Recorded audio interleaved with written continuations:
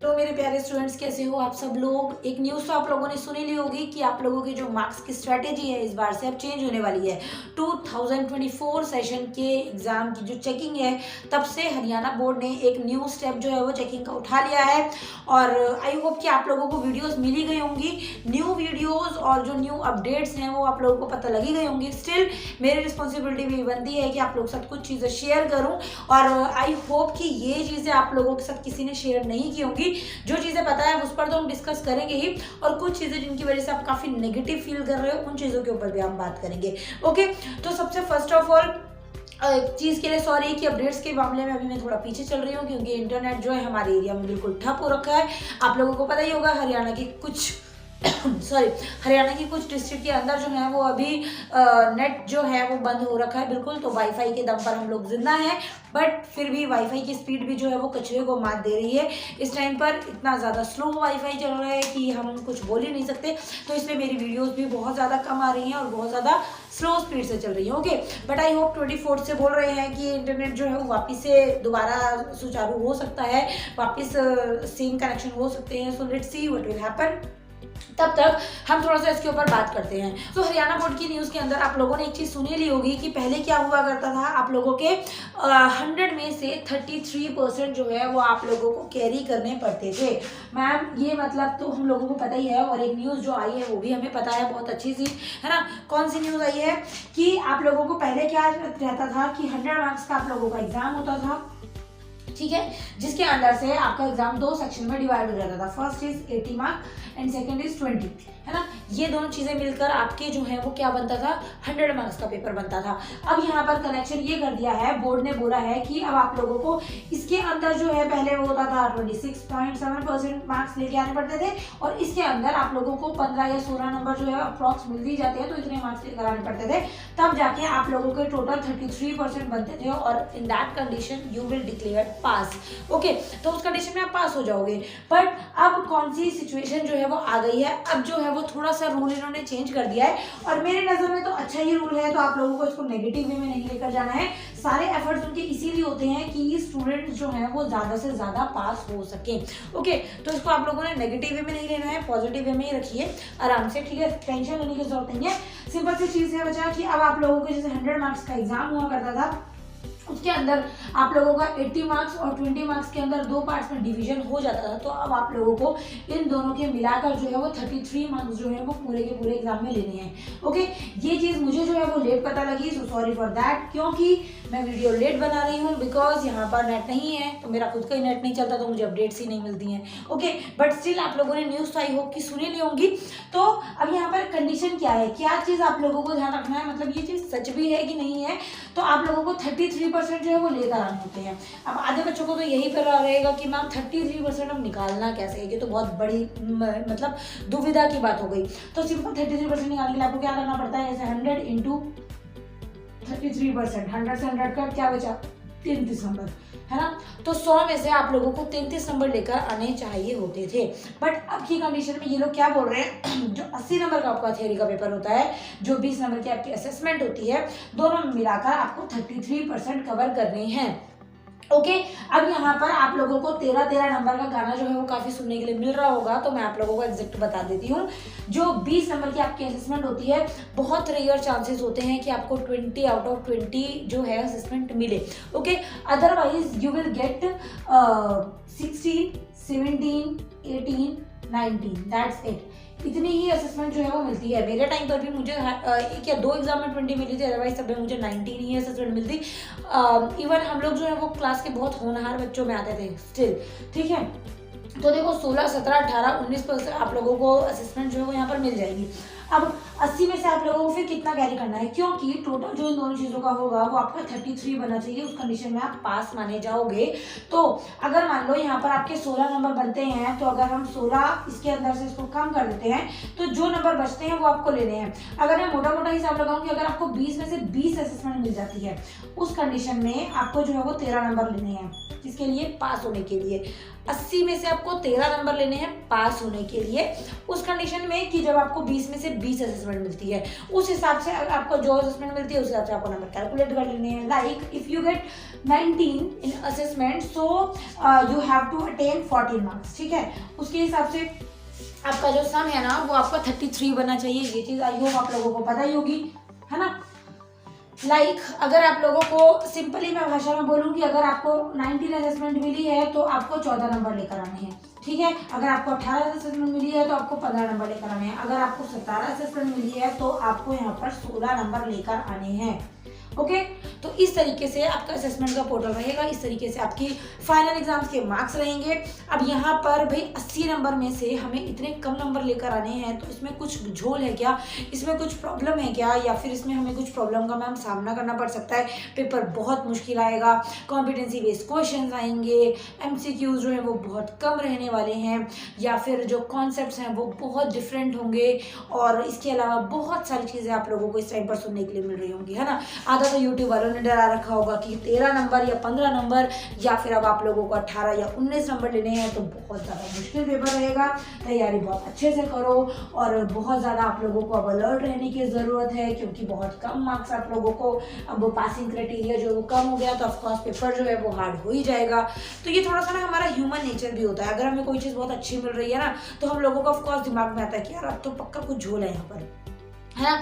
जैसे कि आज के ज़माने में ऐसा है कि सामने से अगर कोई अच्छा बंदा मिल जाता है, जैसे अच्छा कोई हमारा दोस्त मिल जाता है, या अगर जैसे मान लो मैं लड़की हूँ या अगर आप लड़की हो, आपके सामने कोई अच्छा लड़का आ जाता है, वो बहुत ही स्मार्ट, बहुत ही जिसको बोलते हैं ना स्वीट बिहेव करता है, तो हमको यकीन नहीं होता है, हमको लगता है यार पक्का कुछ झोल है ना, पक्का ये बाहर से स्वीट लग रहा है लेकिन अंदर से ये पक्का कुछ ना कुछ इसके दिमाग में चल रहा है। तो ये ह्यूमन नेचर ही है कि जब हमें कुछ अच्छा लगता है ना, तो हम ऑफकोर्स उसके बारे में नेगेटिव थॉट्स जो है वो माइंड अपने आप ले लेता है, और अगर हमें कुछ कॉमन चीज़ लगी रही है तो उसके बारे में तो सोचना ही किया, है ना। तो अभी तक हमें आदत थी 27 मार्क्स की, कि हाँ भाई 27 नंबर लेने हैं 80 में से, 27 नंबर अगर आ जाते हैं तो हम पास हो जाते हैं, अदरवाइज हम फेल हो जाएंगे।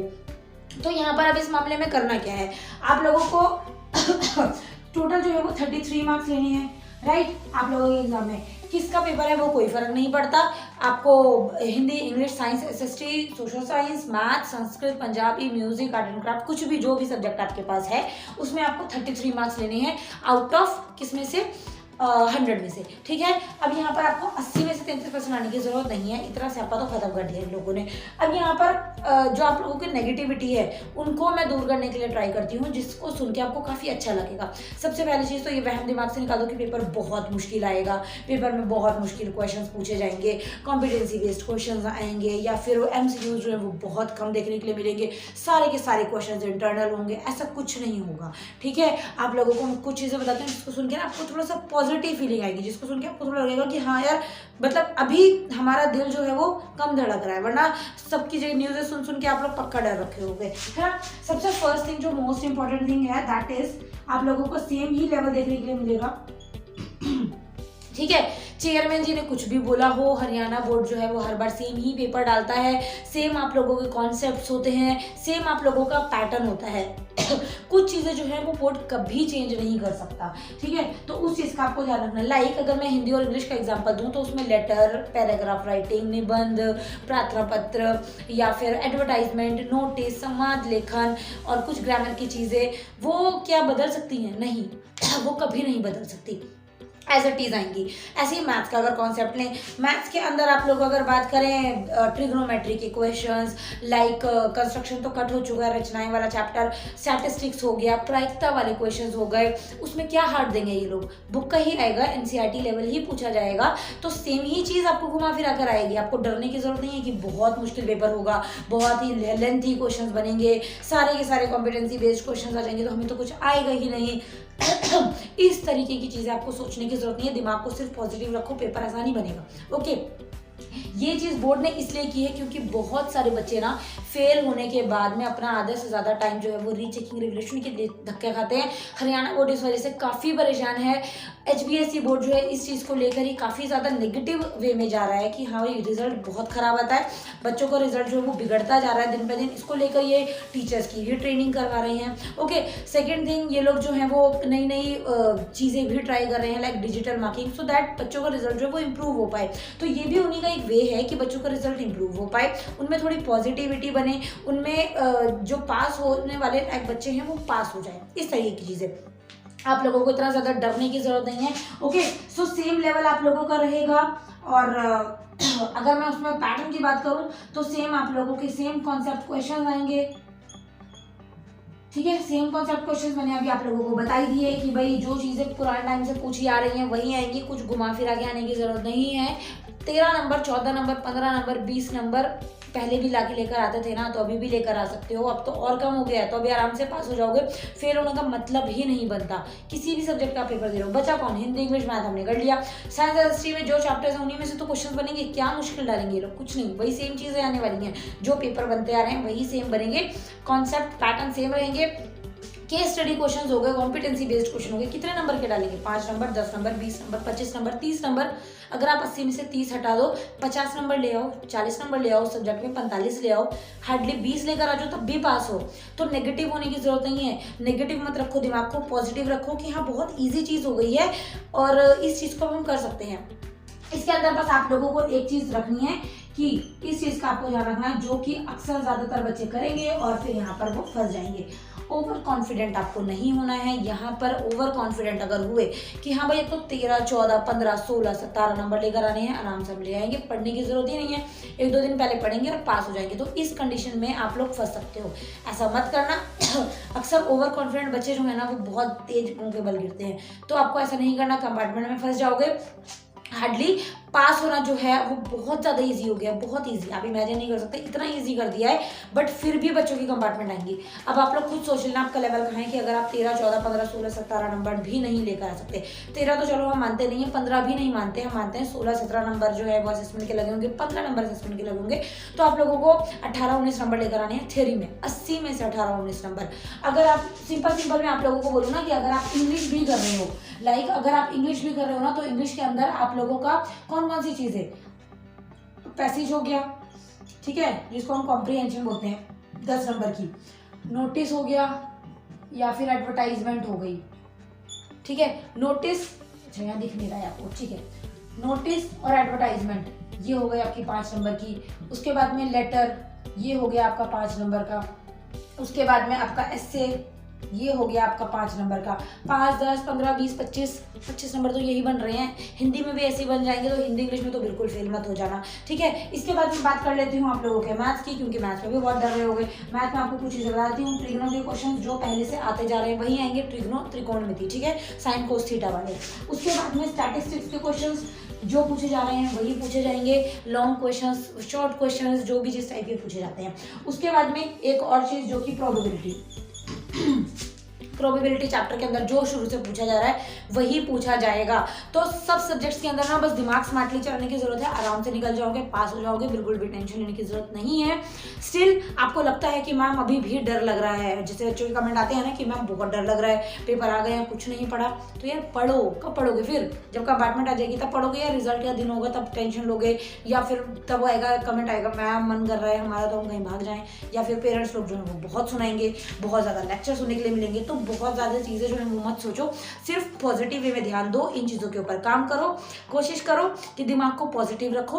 और सिर्फ ये आप लोगों को लेवल नहीं बनाना कि हाँ भाई पास हो जाएंगे 20 नंबर लेकर, अच्छे मार्क्स लेने का थोड़ा सोचा करो, ठीक है ना। थोड़ा सा लेवल अपना बढ़ा लो, अच्छी चीज़ है वो, ओके।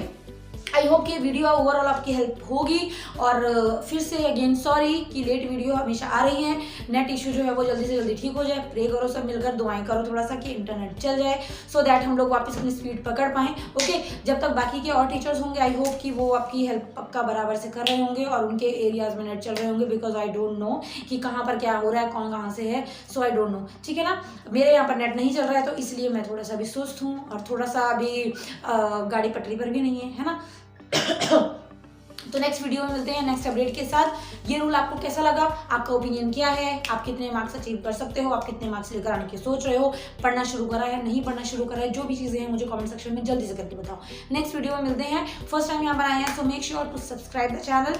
नीचे जो है रेड कलर बेल आइकन दिख रहा है उसको प्रेस कर दीजिए, सो दैट जब भी मैं वीडियो अपलोड करूँ आपके पास नोटिफिकेशन फटाफट आए, फटाफट आप उस वीडियो को देख पाए। Thank you so much for watching, bye bye.